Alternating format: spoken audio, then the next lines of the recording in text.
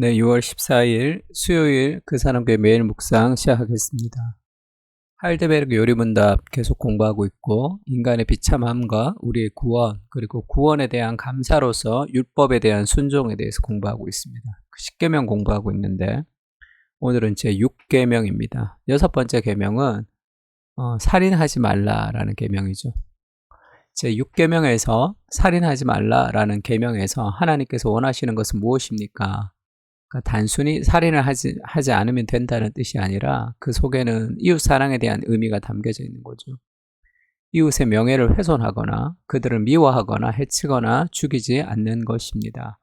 생각이나 말이나 몸짓으로 무엇보다도 행동으로 그렇게 해서는 안 되고 다른 사람을 시켜서 그렇게 해서도 안 되며 오히려 모든 복수심을 떨쳐버려야 합니다. 더 나아가 나 자신을 해쳐서도 안 되고 위험에 빠뜨려서도 안 됩니다. 이 살인을 막기 위해서 정부는 칼을 가지고 있습니다.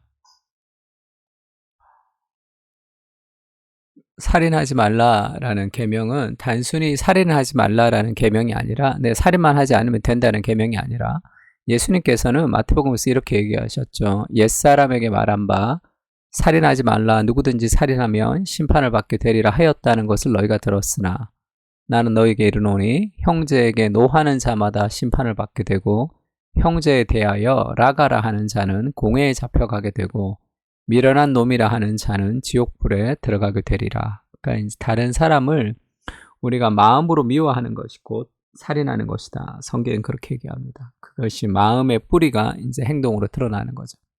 만약에 법이 없고 그 다음에 법이 없으면 약육강식의 시대가 되겠죠.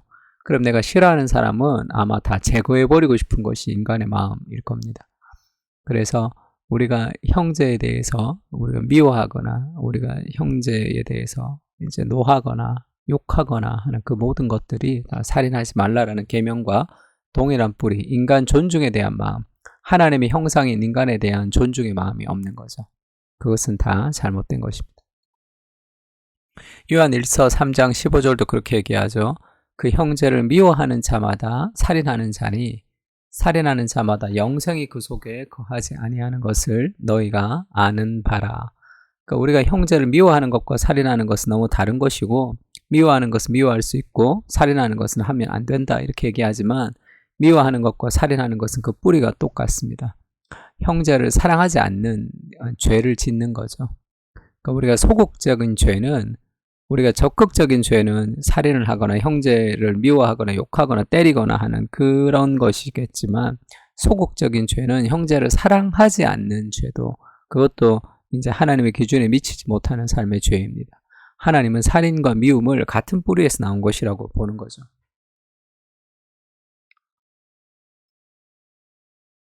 그래서 지금 이 살인하지 않는 것에 대해서 얘기하면서 그런 얘기를 합니다. 창세기 6장 9절이 이렇게 나오면 안 되는데 왜 이 6장 9절이 나왔는지를 잘 모르겠네. 창세기 6장 9절이 아니라 지금 창세기 9장 6절을 잘못 쓴 것 같습니다.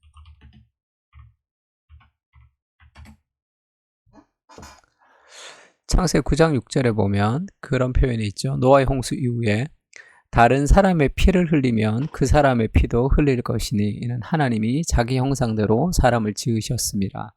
그러니까 어떤 A라는 사람이 B라는 사람을 죽여서 피를 흘리면 A라는 사람의 목숨도 이제 피를 흘려야 돼. 왜냐하면 하나님의 형상대로 사람을 지으셨기 때문에. 그러니까 사람은 하나님의 형상이기 때문에 소중합니다. 내가 함부로 죽일 수 없어요. 그 사람을.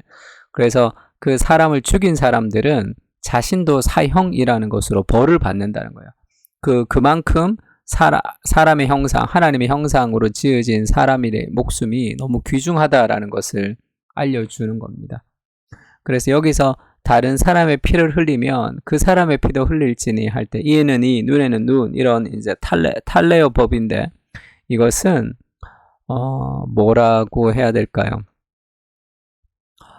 그 공적 집행이라는 거 알아야 돼요. 사적 복수가 아니라 그러니까 내가 다른 사람을 살인했으면 그 사람이 이제 동일한 살인했으면 사형이라는 그런 형벌을 내린다고 할 때 공적인 집행을 얘기합니다. 네가 다른 사람의 피를 흘리면 그 사람의 피도 흘릴 것이니 하나님의 형상으로 지어졌기 때문에 그것을 소중히 여겨야 된다. 그것을 알려주는 거죠. 그런 이 벌을 내림으로써 또 알려주는 것입니다. 그래서 우리가 13장 1절에 보면 로마서에 각 사람은 위에 있는 권세들에게 복종하라 할 때 이 정부와 그런 그 권세들에게 복종하라는 겁니다. 왜냐하면 권세는 하나님으로부터 나지 않음이 없나니 모든 권세는 다 하나님께서 정하신 거죠. 그러므로 권세를 거스리는 자는 하나님의 명을 거스름이니 거스리는 자들은 심판을 자취하리라. 이것은 우리가 정부의 말에 여당의 말에 무조건 복종해야 된다 그 뜻이 아니라 그런 권위를 하나님께서 주셨다는 것에 대한 인정이 필요하다는 거죠. 로마 13장 4절에 그는 하나님의 사역자가 되어서 내게 선을 베푸는 자니라. 그러나 네가 악을 행하거든 두려워하라. 그가 공연히 칼을 가지지 아니하였으니 곧 하나님의 사역자가 되어 악을 행하는 자에게 진노하심을 따라 보응하는 자니라. 그러니까 정부에서 하는 사람, 그리고 정치인들, 그 다음에 그런 쪽에서 일하는 사람들, 그 정부라는 이 단체를 하나님이 이 세상에 주신 이유가 뭐냐 하면 선을 선으로 살리고 악을 근절시키는 방식으로 하나님이 정부라는 것을 두신 거죠. 그들이 공연히 칼을 가지지 않았다는 것은 심판의 권한을 하나님이 정부에게 줬다는 겁니다. 그러니까 죄가 일어날 때 용서하고 죄가 일어날 때 용서하고 하는 것으로 이 죄가 사라지지 않는 거죠. 죄가 일어났을 때 정부가 이 공연한 공공의 칼을 가지고 그러니까 그 심판을 가지고 그 사람들을 대할 수 있다. 그래서 지금 이웃의 명예를 훼손하거나 난 답에도 이 살인을 막기 위해 정부가 칼을 가지고 있습니다. 라는 거죠.